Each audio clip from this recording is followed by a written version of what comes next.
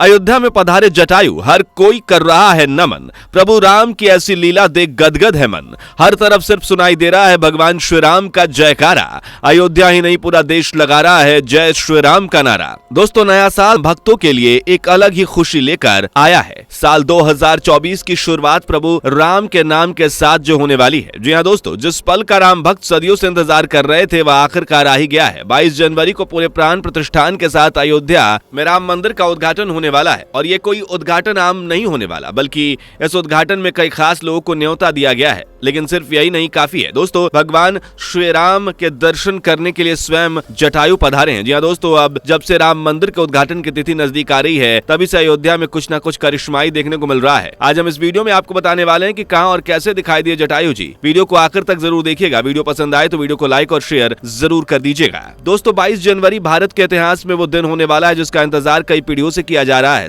साल 1992 का वो दिन हो जब बाबरी मस्जिद को ढहाकर राम मंदिर की उद्घोषणा की गई थी, या फिर आज का दिन हो जब हम अयोध्या में राम मंदिर का उद्घाटन देखने वाले हैं। इंतजार बहुत लंबा रहा। इस दौरान कई लोगों ने अपनी जान गंवाई तो कई बेघर हुए और कईयों ने राम मंदिर के इंतजार में पूरी जिंदगी ही निकाल दी। आज राम भक्तों के साथ साथ देश के कई मुसलमान भी राम मंदिर के भव्य उद्घाटन का इंतजार कर रहे हैं। यही तो परंपरा है हमारे देश की कि हर धर्म एकजुट होकर एक दूसरे की खुशी में शामिल हो जाता है। भगवान श्री राम भारतीय संस्कृति का अटूट हिस्सा है और वह हर शख्स के राम है जो खुद को सच्चा भारतीय कहता है। ये भगवान श्री राम की लीला ही है कि एक मुस्लिम लड़की मुंबई से पैदल अयोध्या तक सफर तय कर रही है। भगवान श्री राम के भव्य मंदिर के लिए कई लोगों ने दान दिया है। इनमें कई मुसलमान भी शामिल है। जी हाँ, अब्दुल कादर नाम के शख्स ने राम मंदिर के निर्माण के लिए 1 लाख रुपए का दान किया है। इसके अलावा काशी प्रांत के 22 परिवारों ने लाखों का दान दिया है। शबनम शेख जो खुद को सनातनी मुसलमान कहती हैं, वो भगवान श्री राम की बहुत बड़ी भक्त हैं और मुंबई से पैदल ही अयोध्या के लिए निकल पड़ी हैं। दोस्तों, ये प्रभु श्री राम की ही लीला है कि हर कोई उनके प्रेम में बंधा हुआ है। भगवान श्री राम के भव्य मंदिर के दर्शन करने के लिए एक और पूरे देश में भक्तों को इंतजार है, तो वहीं दूसरी तरफ भगवान श्री राम के दर्शन के लिए जटायु जी भी पधारे हैं। जी हाँ, वही जटायु महाराज जिन्होंने रावण से माता सीता को छुड़ाने के लिए अपने प्राण न्यौछावर कर दिए थे, जिन्होंने भगवान श्री राम को रावण द्वारा माता सीता के हरण की सूचना दी थी, वहीं जटायु आ चुके हैं, इस कलयुग में पधार चुके हैं। जी हाँ दोस्तों, जटायु जी जैसे दिखने वाले गिद्धों का एक झुंड अयोध्या नगरी के ऊपर मंडराता हुआ नजर आया है। वहीं उनमें से एक गिद्ध को अयोध्या से कुछ दूर कानपुर में लोगों ने पकड़ा भी है। ये गिद्ध असल में हिमालयी विलुप्त हो चुके गिद्ध हैं, जिन्हें आखिरी बार साल 2000 में देखा गया था। 23 साल बाद वही गिद्ध एक बार फिर से प्रकट हुए हैं जो विलुप्त हो चुके गिद्धों में आते हैं।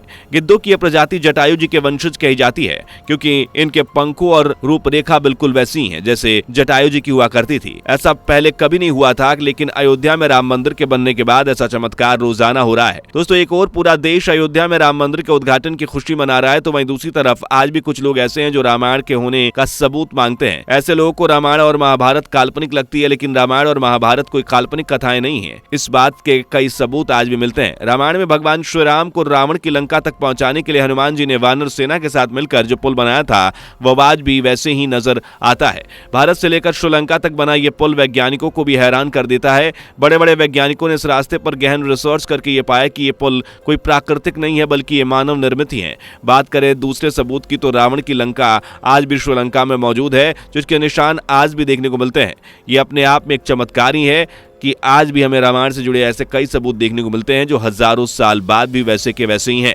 दोस्तों, जटायु जी भगवान श्री राम को उनके पिता दशरथ के द्वारा वनवास दिए जाने के बाद वन में ही मिले थे। पक्षीराज जटायु जी माता सीता को अपनी पुत्री मानते थे। जब दुष्ट रावण माता सीता का अपहरण करके ले जा रहा था तब जटायु जी ने रावण को युद्ध के लिए ललकारा था और अपने पंखों से रावण पर वार भी किया था, मगर रावण के प्रहार से जटायु जी मूर्छित होकर जमीन पर आ गिरे थे और प्रभु श्री राम की गोद में उनकी जान चली गई थी। छत्तीसगढ़ के दंडकारण्य में जटायु जी का एक मंदिर भी है। ये वही जगह है जहां रावण माता सीता को पुष्पक विमान से अपहरित कर ले जा रहा था और जटायु जी ने उनका रास्ता रोका था। तब रावण ने प्रहार करके जटायु जी को इसी जगह मूर्छित कर दिया था।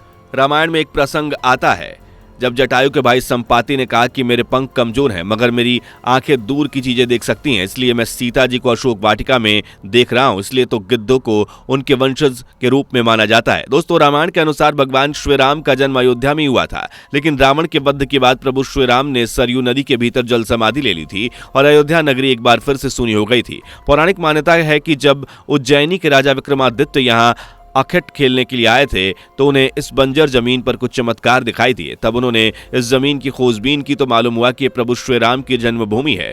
इसके बाद राजा विक्रमादित्य ने यहाँ भगवान श्री राम का भव्य मंदिर बनवाया। इस मंदिर में काले रंग के कसौटी पत्थर पर 84 स्तंभ पर बनाया गया था। उसके बाद इस मंदिर को हर राजा ने अपने काल में संरक्षण दिया और प्रभु श्री राम की धरोहर को संभाले रखा। लेकिन उसके बाद 14वीं शताब्दी में मुगलों के आक्रमण के बाद पूरे भारत पर उनका ही कब्जा हो गया और अयोध्या में राम मंदिर को तोड़कर बाबरी मस्जिद बना दी गई।